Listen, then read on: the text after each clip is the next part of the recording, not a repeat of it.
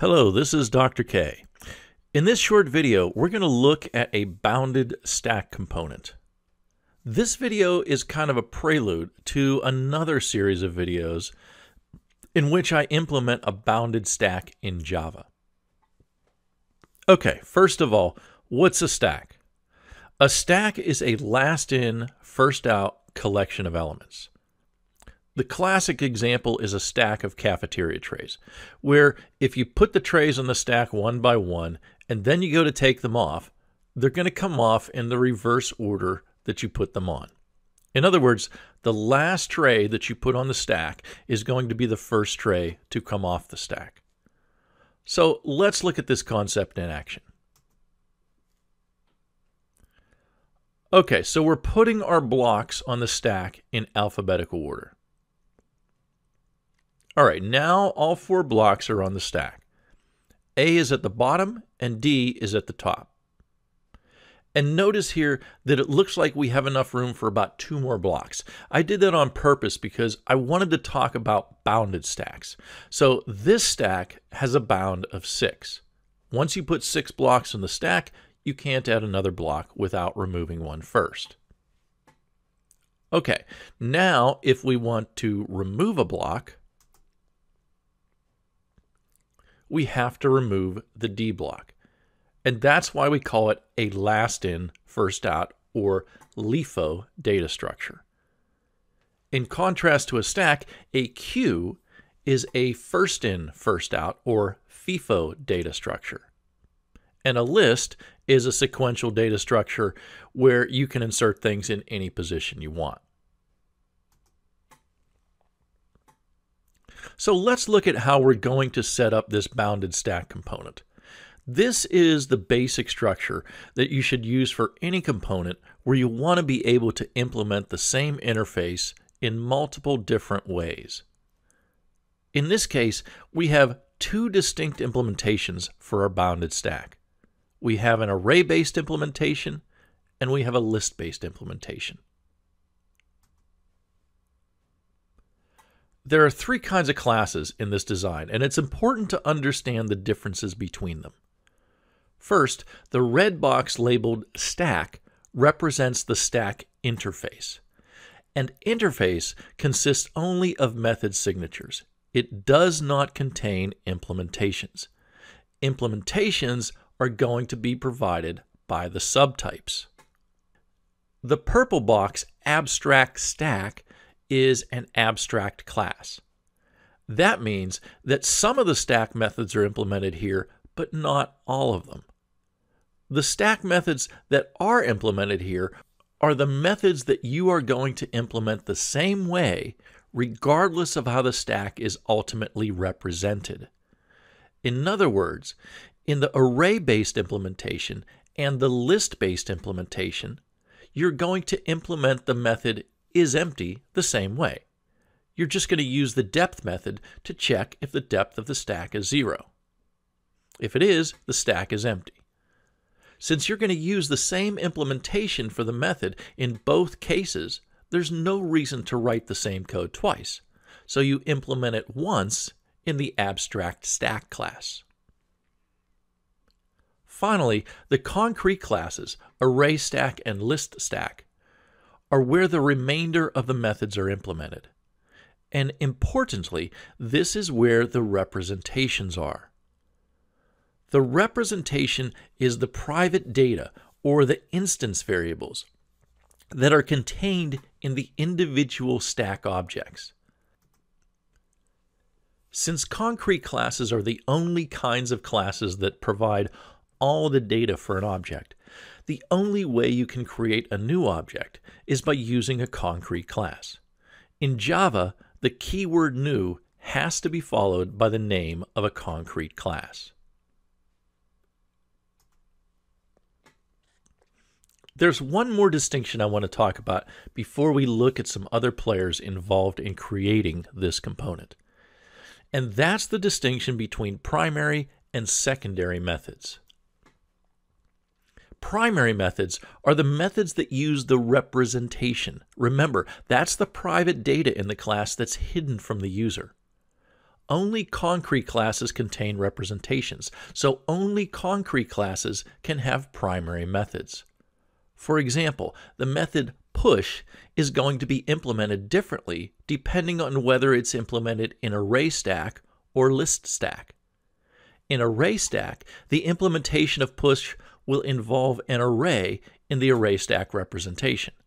In list stack, the implementation of push will involve a list in that representation. Secondary methods do not have access to a representation, so they have to be implemented by using the primary methods. For example, we already talked about an implementation of isEmpty, in which you're simply checking if the primary method, depth, returns a 0 or not. Okay, so let's take this a little further. Push, pop, depth, capacity, isEmpty, isFull, these are the basic operations that you would find on a bounded stack. But at least in Java, there are certain operations that you're going to implement in almost every new component you create. These are the methods that you nearly always override from the object class. Those methods are equals, hashcode, and toString. Let's pause for a moment to look at the inheritance structure here. Array stack and list stack both extend abstract stack. That means they inherit from abstract stack, so abstract stack is their immediate superclass. Java has single inheritance, which means that a class directly extends only one other class. If no superclass is specified in the class declaration, the class automatically extends object, which is the root of Java's inheritance hierarchy. Although Java only has single inheritance, a class can implement as many interfaces as it wants. In this case, abstract class implements the stack interface. The inheritance relationship is denoted in this diagram by the solid arrows with the white arrowheads, while the implements relationship is denoted by the dashed arrows. This is standard UML notation. Okay, so we want to override equals, hashcode, and toString. But look where we want to do that. We want to override them in abstract stack. That means that these methods have to be secondary operations, and secondary operations don't have access to a representation. They have to rely on primary methods. Well, what do we want to do with a method like toString? For collection classes, we usually want to print some sort of opening bracket, then iterate through the elements, printing each element in turn, perhaps separating them with a comma, and then print a closing bracket. Well, it turns out that it is possible to do that with just using push, pop, and depth. But we're going to make our lives a little bit easier by first implementing an iterator for the stack component. And the way we do that in Java is to make the interface iterable. Now, I know this looks like it adds a whole new level of complexity, but it's really not that bad. Making the stack interface extend iterable means that there is one additional method that has to be implemented. That method's name is iterator, and it returns an object of type iterator with a capital I. An iterator object must have at least two methods, hasNext and next. HasNext checks if there are any more elements to iterate over, and next gets that element if it's there. A common way of implementing an iterator in Java is to create an inner class that extends the iterator class. And that's what we're going to do in our bounded stack component. Iterators can often be implemented in the abstract class, but we're going to implement ours in the concrete class. In this diagram, we see that array stack contains an inner class called stack iterator. That's what the line with the circled plus means. Stack iterator implements the iterator interface. Therefore, stack iterator will have to implement hasNext and next. Furthermore, the arrayStack class will have to implement the iterator method. But it turns out that this is fairly easy to do once you implement stack iterator. Note that all of this is true about the listStack class also. I just didn't want to clutter up the diagram. With the iterators in place, we'll also be able to implement a couple more secondary operations, flip and copy. These methods are made possible with the iterator and with a primary method called newInstance that creates a new empty stack with the same capacity as the original stack. Now let's talk a little bit about the representation versus the abstraction. I want to motivate this discussion with these images of a DVD player. The representation of the DVD player is the guts.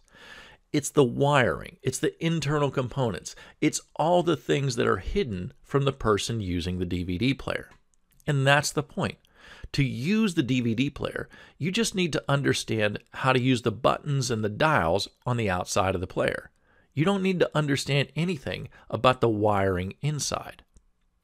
The outside is the abstract interface that is presented to us.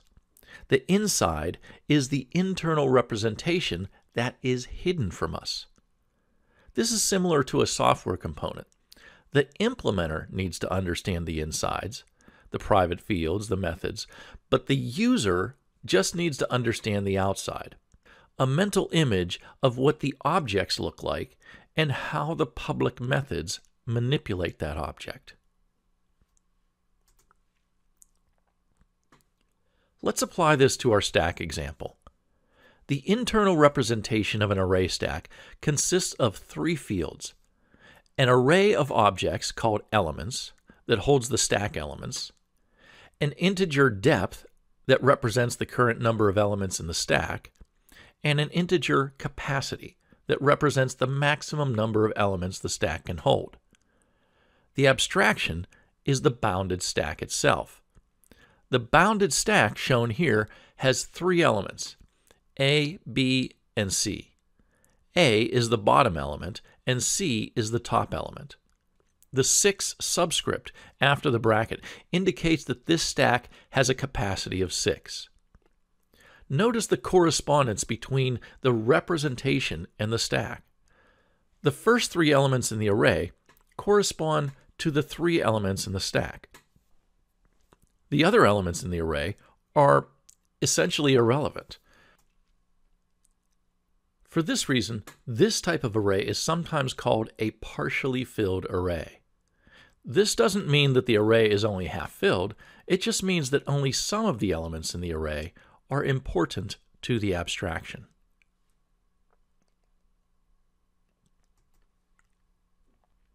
The relationship between the representation and its corresponding abstraction can be defined by a function called the abstraction function. The abstraction function is a function that takes a representation as input and returns an abstraction. For example, if given the representation in the last slide as input, an abstraction function would output the abstraction from the last slide. Abstraction functions are typically many to one. For example, suppose we have a representation similar to the one in the last slide, except that the last 3 array cells contain null values. Well, it turns out that that's going to map to the same abstraction, because the values in the last 3 array cells are not relevant to the abstraction anyway. Coming up with abstraction functions, it's not something that the average Java programmer needs to worry about, unless you're using rigorous design-by-contract techniques in your development. Now, I happen to be a fan of design-by-contract, so I'm going to show you what an abstraction function looks like. Even if you never use one, hopefully it'll help you understand the importance of clarifying the relationship between the representation and the abstraction. Here's an abstraction function for the array-based bounded stack. Remember that the representation, the input to the abstraction function, consists of the private fields elements, depth, and capacity. Everything in blue denotes the representation. The abstraction for bounded stacks is given in red. In a design by contract setting, you would indicate what a typical bounded stack looked like in the stack interface. That's your abstraction. The representation invariant is another mechanism you might use in design by contract. This is simply an assertion that tells us what a valid representation looks like. In this case, there are three conditions that have to be true for a valid array-based representation of bounded stack. First, the important elements in the array, those that correspond to the elements in the stack abstraction, can't be null. This is because the stack component we create is not going to permit null values in this stack.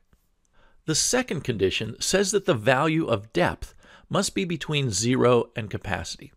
This makes sense since depth is the current number of elements in the stack.